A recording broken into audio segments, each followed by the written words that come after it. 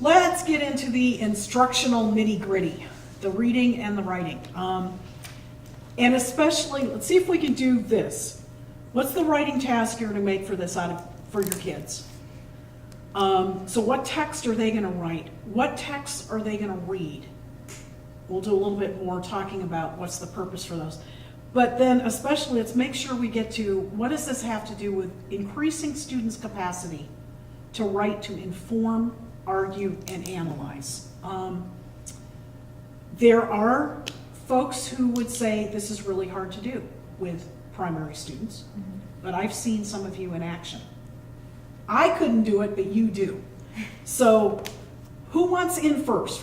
What writing task are you going to do, and how are you going to build it up a little? Okay, so for me, working with primary students, 2nd, 3rd grade, one of the big things that we have in our current standards is the friendly letter. So in order to bridge from the current standards that we have to the Common Core standards, looking at having the kids write letters, something like a Dear Abby style, to where they can identify and analyze a problem within a story, and then do problem solution writing where they can give suggestions for how to solve that problem. So I was thinking of using children's literature, and I'm struggling with there's so many great stories out there that I want to use. So the one I was thinking of is Huwei Fawad Nuet, and it's a story about... See, you know this, I don't. Okay. It's a story about a little mouse who is bullied, and because he has a speech impediment, and it turns out that he ends up saving the day. So Of there's course. so many, there's bullies, there's bystanders, then he becomes actually an upstander, and he stands up to another bully who comes in and is bullying the bullies, and he stands up and saves the day, and then he's suddenly a hero. So I think there's lots of different characters, there's lots of different perspectives the kids can take. They can look at the teacher as an upstander, they can look at the characters, and then I think they can have that letter where they're, writing about there's this problem, and then here's some solutions we can try to solve it. So we're up-leveling our friendly letter, and we're taking it to that Common Core standard of, we're being able to inform, we're able to argue, we're able to analyze. So I think that that's a really great jumping off place for our little 2nd graders. And problem solution is one of those types of writing that's involved in that shared responsibility framework of the Common Core standards. And for me as a high school teacher, to hear you talk about the essential components of the genre and the thinking with 1st and 2nd grade kids, knowing what I could do when they finally get to me in high school. Right, that they have that foundational skill. And it's the thinking and the writing about that thinking that's going to... Well, and I think that by having those foundational skills, then each time we read a story, they can start to identify those upstanders. They can start to identify those themes that run through a variety of literature that we read, and they can take that skill and they can apply it to different activities that we do. Go next. Okay. Something that I started last year that I'm continuing this year is this book, It Doesn't Have to Be This Way, a Barrio story. It's a story about a little boy who gets pulled into the neighborhood gang. But the thing that resonated with us is that there's a character, his cousin, that tells him that he doesn't have to be in the gang because she herself pulled out of the gang. And in the story, she ends up getting hurt because of this. And the students really identify it because first of all, the book is bilingual, like our classroom also, but the characters are very similar. They have experiences that are similar to their own. So first I read the story, we discuss it about who did what decisions different people had, and then the students write to one of the characters and they try to persuade them to make better choices, or they try to tell them, you should do this instead of this, and then in a way they're using their vocabulary that we've talked about with allies, being an ally, being a bystander, and helping each other. But they're also, I think, thinking about it, they're building that persuasive argument. They're learning how to do that. And the next move from this is that we're going to be talking about historical figures, because usually my students, I teach them how to make PowerPoints, and in the past they've chosen a character, a president or somebody historical. This year I think we're going to be talking about different historical figures that have been upstanders, like Cesar Chavez, and I have all these books that they can read, Martin Luther King, Ruby Bridges. They're in Spanish and in English so that my bilingual students have access to the information. And they're going to be doing a report, biography of sorts, talking about this person's life, but also talking about how they were upstanders, what they did that they thought was courageous, that made them make a difference in the world. And then after they do that, they're going to have to make a PowerPoint presentation, present it to the class, and eventually their parents also. So it's going that way. It sounds really neat and a great progression from, starting with something that they can relate to something more historic. I like the way Yes, that because I you have wanted the to progression of the connect with lesson. them and be emotionally involved and be sure what it is an upstander is, and that way they can identify in different stories. I've heard that people are already doing, some other students in other classes are already doing that. And I think that my students, once they get into that analytical state, then they can do it. It's a great illustration too, I think, of how a lot of the writing we're going to help our students do is not just informational. It's part informational and part argument, part informational, part opinion. Part informational, little narratives. That Yes, are their little own narrative personal examples. experiences. But you can't really separate them all. They blend together because there's so many important parts of each one. And analytical writing, the kind of analytical writing that kids will need to do for college is hybrid. Right. Pulls on all of them. And I think it's important that they keep their own point of view in the Absolutely. writing, because otherwise, nowadays, especially nowadays, anybody can go on Google and find information about something, but to put your own stamp on your writing, you Yeah. have to have what you think and your own analysis of it in there, so that it's truly your writing, it's not just something you copied off the Yeah. internet. Teresa? Lorena, hearing you talk about building the background and starting, it reminds me that there is a lot of work that we need to do to prepare students for the writing invitations, the text types that we're going to be choosing from. And I'm thinking of even establishing the tone of the community in our classrooms so that we're talking about relationships with our kids, so that there's trust and respect. And there are lots of books that we can use to help establish that. So, and those are often the read alouds that Angie talked about too. And also, I believe that it's some of the content and the nonfiction texts, information, because I want my students to have real information. So I save my Time for Kids that has a special issue on Bullies Beware, where they can read statistics and understand who becomes a bully, why people become bullies, and then is there really such a thing as a girl bully? And I'm not, at the time that I'm doing that, really thinking of the writing invitation. I'm really thinking of just building their capacity to think about this subject and then establishing the best way that I can invite them to write so that they can be the most successful.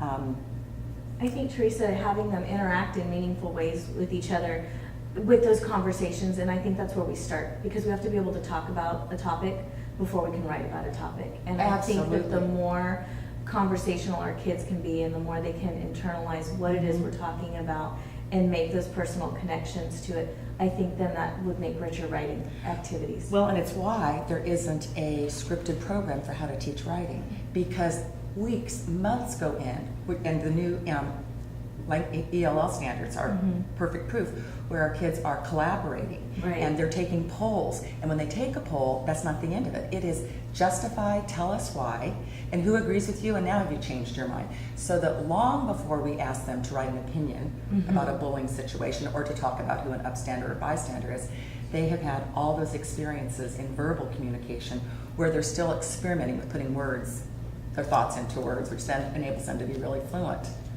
when they finally do. I'm struggling a little bit, struggling may be a dramatic word, but I would like your help in thinking about how I might invite my kids to write about this topic of upstanders. I like your idea, Angie, of using a seemingly simple format because of the expectation academically that you're expecting in the writing that they're going to be doing. At the same time, I believe that my fifth graders can really respectfully write an informational piece about an upstander. And so at first I was thinking about doing a letter, but now I'm kind of thinking, well, I could pose it in an informational piece.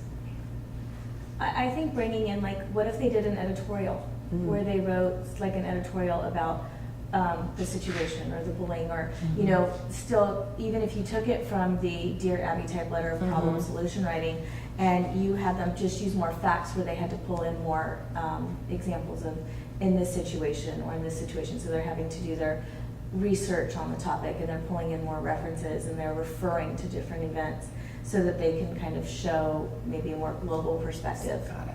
In taking it, just up leveling a little bit for those fifth graders. And do you all think that if I made an invitation, my hope would be, I tend to want to be broad rather than specific, and I'm not sure if this is the best way to go. But what I'd like to invite them to do is think about upstanders.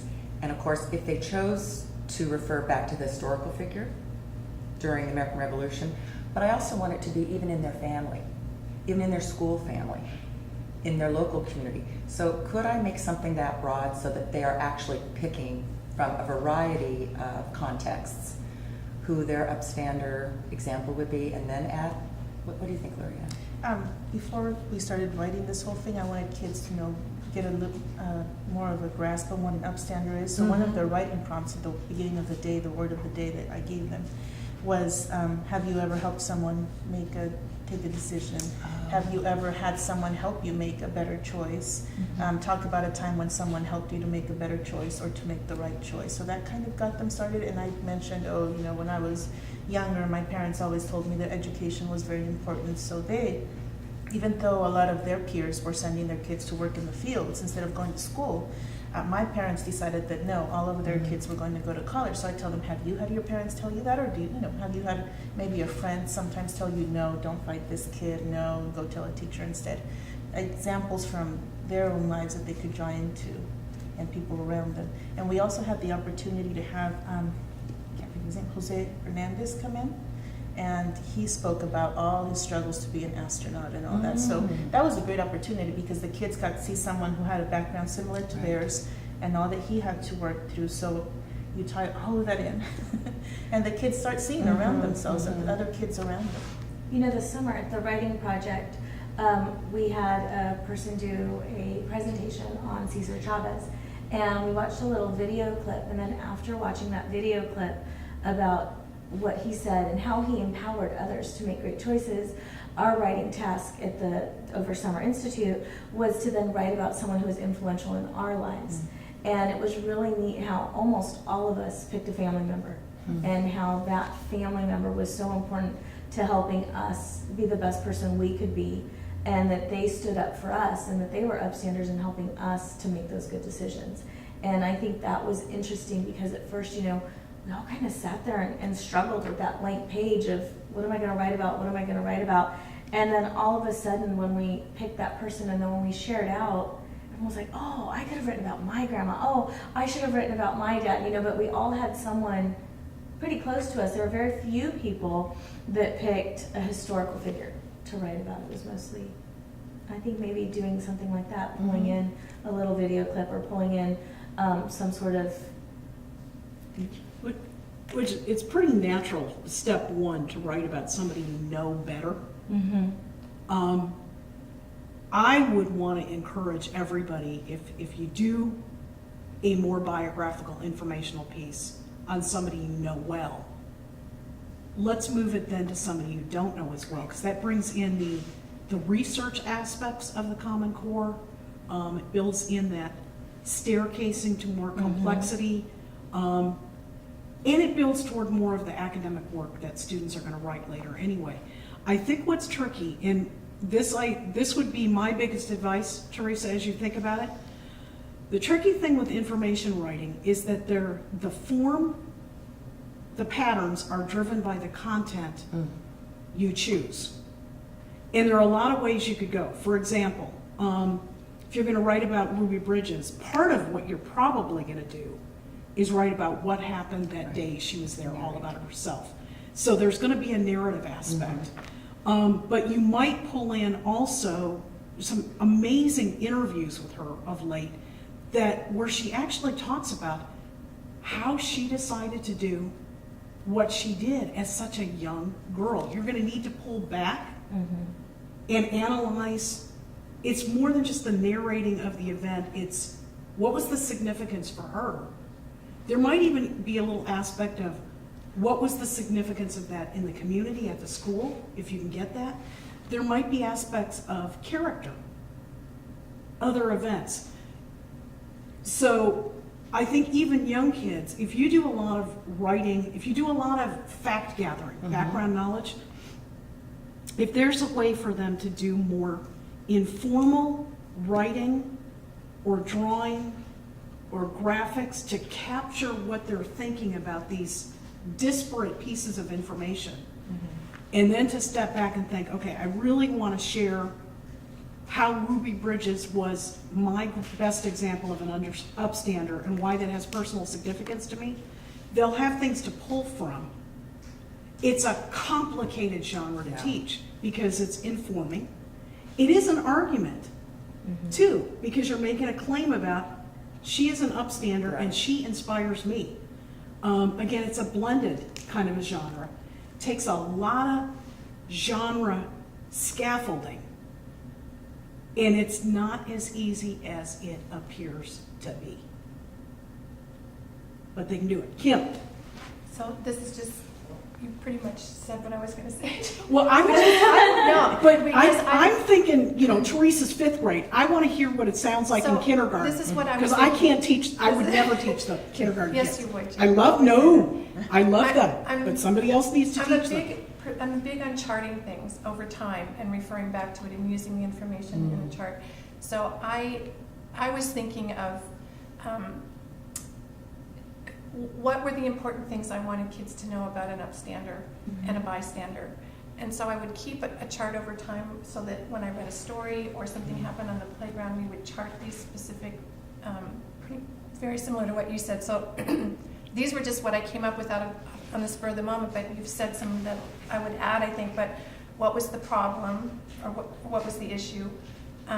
Who acted and how did they act? So I might now think about putting up what the upstander did and what the bystanders did, so that they are really able to. And I'd ask them to cite the evidence, because I'm really big into tell me the bystander did such and such. So how can you show me where that came Yeah. from? If it's from a story or if it's just an oral, something that happened in the playground.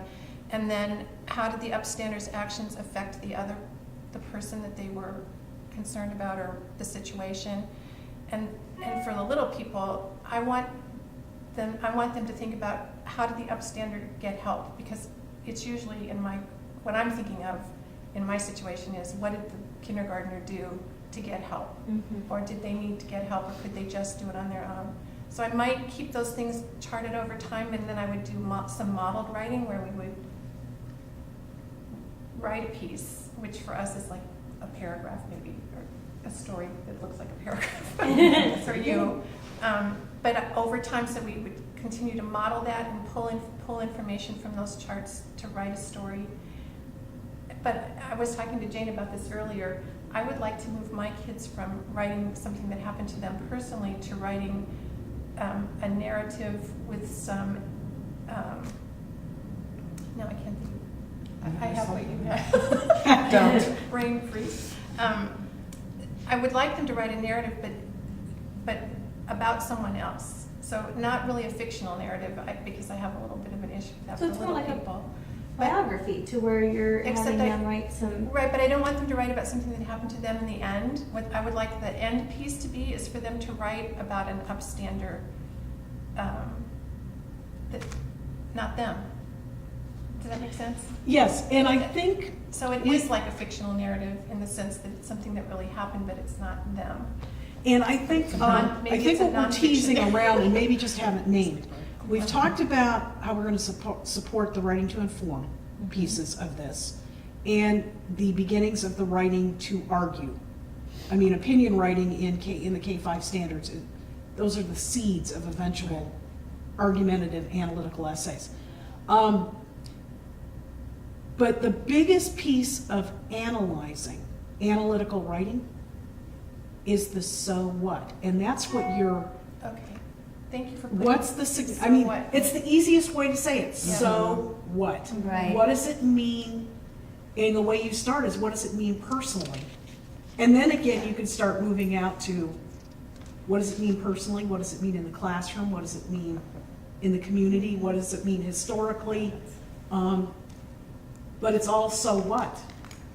And we're teaching kids to infer information so that they can analyze Yeah. information and that they can, you know, kind of be informed so that they can inform others. And then they can come up with their argument and support that argument with text, with our little video clips, with all of those opportunities Yeah. and experiences that we're providing them, so that as they go up through the grade levels, they can access that more content information, look at social studies, find those upstanders throughout that, and be able to have the foundational seeds, like Jane calls them, to then let that grow into really rich writing. Well, not that we wanted to do this, but I'm listening to you all, and we could have an upstander, bystander semester, for goodness sakes. Good. And you have other things you have to do, but I think It's rich. it's rich. It's It's- really rich. I think it's that thread that could weave through your entire year in all parts of your curriculum and can pull in and just have that common.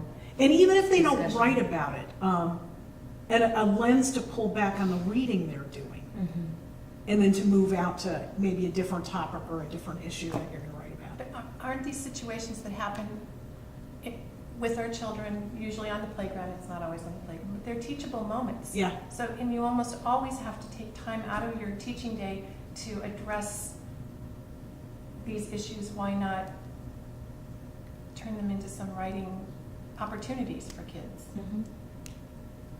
Any other writing or reading problems we want to solve here real quick? You're going to do these, right? Absolutely. I'm gonna I think get to giving see what us your the students have time done. to tease out our lessons and Yeah. to talk with each other and to find out how can we really make it a really thorough lesson to where it can have those applications outside, but to really develop the lesson so that we can give our kids an initial exposure in a way that's going to make them as excited about it as we are excited But about we're headed towards argumentative. Am I summarizing that? I'm much where we- hearing moving toward argument Okay. in all of them. it. And so what are some, Jane, you can help me with this. I think. So I'm really looking for some, like the so what. Yeah. There's not a reason why we can't put that into our writing with little kids. Are there other things like that that we could? The big thing initially with the so what is to maybe narrow the focus of the so what better than what I will give this to you. Why does this inspire you? Why is this memorable? Kind of generic kinds of phrases, but it allows them to pull back from the information, pull back from the recounting of the information, the descriptive parts of the information, to reflect. I think it'd be pretty impressive if a kindergartner could write something that, you know, and then they were able to say because. Exactly. Yeah. And then be able to keep Insights going about with it. that Exactly. thought and just to be able to use that to start saying, yeah, I'm 5, but I know why I'm saying this. It's because of this. And they're starting to incorporate evidence. That's huge. It is It is huge. huge. Another significance aspect to teach that works across the text types and across the genres is what was the significance when it happened? Oh, good. And is there significance over time? Significance to the individual or significance to the And community? it can go in Uh-huh. all of those, but the then and the now, and that kind of distance with reflection for narrative, information, argument, it's a way to really the writing isn't as narcissistic, but it's still personal. Because the so what is your imparting significance to what you learned and what you wrote about. And I would think that's kind of the purpose of why we're doing it. So, I'm sorry, so do you, in my situation, would you suggest that kids can just do something personal instead of trying Oh, to yeah. work out? I mean, I would have them do that anyway, but I was trying to move on, but maybe that's pushing it too much. What do you think, Lorraine?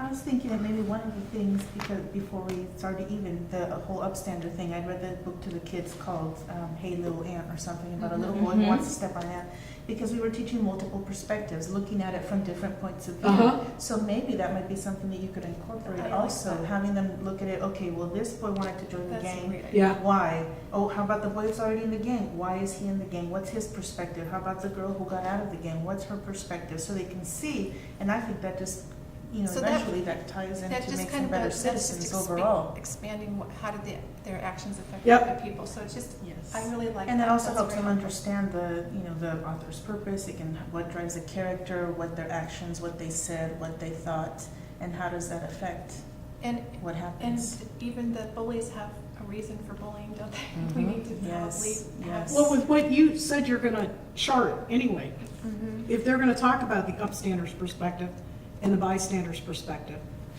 they can step back and take significance from both. And it actually is such an important skill to start building with your students. As they start moving toward argument, eventually they're going to need to deal with concessions, counter arguments.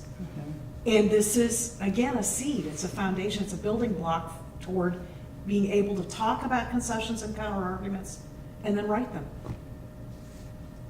Concessions and counter arguments. That's why I do kindergarten. It happens in sixth grade. But I think too, in addition to teaching our kids about being upstanders and knowing to be able to identify a bystander, letting our kids know it's okay that we're all different. We don't all have to be the same, and that we all have unique talents and abilities, and that we need to celebrate those differences that we have from each other and celebrate our similarities as well. But I think getting kids to start looking, and we're talking about multiple perspectives, we're talking about changes over time, we're talking about a lot of really great things, and I think getting kids to see that we're all different, but we all have gifts that we bring to the table. And I think that that's important for our kids to understand too. Well, and what you do, I think, what you're doing that's a lot more intentional and explicit, and sometimes gets lost for those of us who work in secondary, but we're working on it. Writing is so much more about citizenship. Local citizenship, yeah, but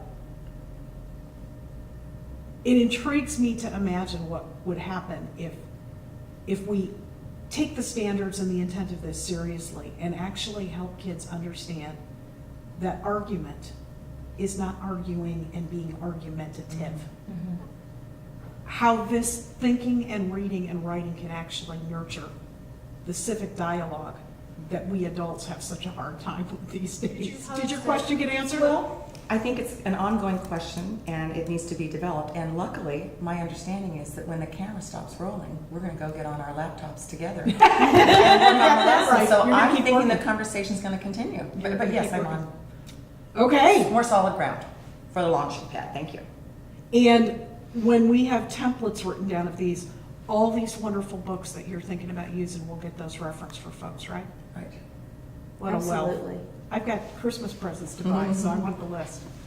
Okay, terrific. Thank you. Thank you.